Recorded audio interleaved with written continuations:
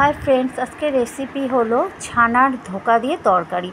Jar जोन्नो आमी एकटू निये निয়েছি मटर डाल। मटर डालेर मध्य नून हलुद लंका दिए दिलाम। एबार आमी किछु परिमाणे छाना 500 मतो दूधेर छानाटाके आमी दिए दिलाम और एखाने 100 मतो मटर डाल भिजिए रेखेছিলাম সেটাকে পেস্ট করে নিয়েছি।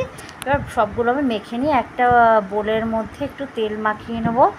তেল মাখিয়ে নিয়ে এবার যে মিশ্রণটাকে আমি মাখিয়ে নিয়েছি ভালো করে ওটাকে আমি ওর মধ্যে দিয়ে দিলাম। দিয়ে ভালো করে আমি ওটাকে সেট করে দেবো।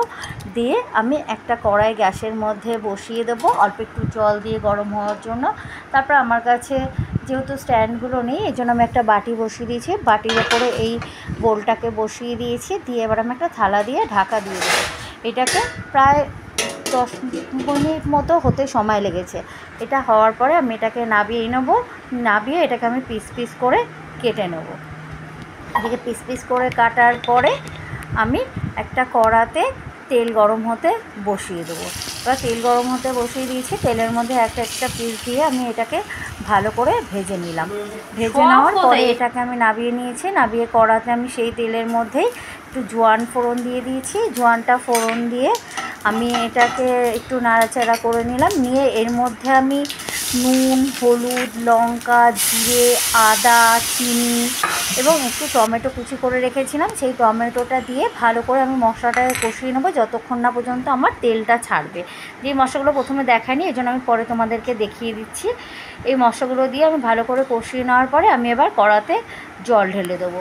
জল ঢেলে দিয়ে টমেটোটা দিয়ে কষিয়ে নেওয়ার পরে আমি জলটা ঢেলে দেবো।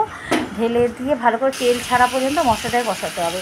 তারপরে আমি এর মধ্যে ধোকা যে বানিয়েছি ছানার যে ধোকাগুলো বেশি পরিমাণে একটু ছানা দেবে মটর ডালটা একটু কম দেবে।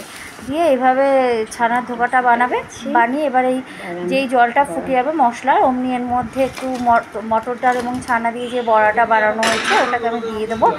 দিয়ে এর মধ্যে একটু ঘি আর একটু গরম মশলা দিয়ে এটাকে আমি ছড়িয়ে একটুখানি সামান্য ফুটিয়ে আমি এটাকে নাবিয়ে নেবো। এই রেসিপিটা যদি তোমাদের ভালো লাগে একবার করে খেয়ে দেখতে পারো এবং যদি ভালো লাগে আমার পাশে থেকে লাইক কমেন্ট ও সাবস্ক্রাইব করে আমার পাশে থাকবেন।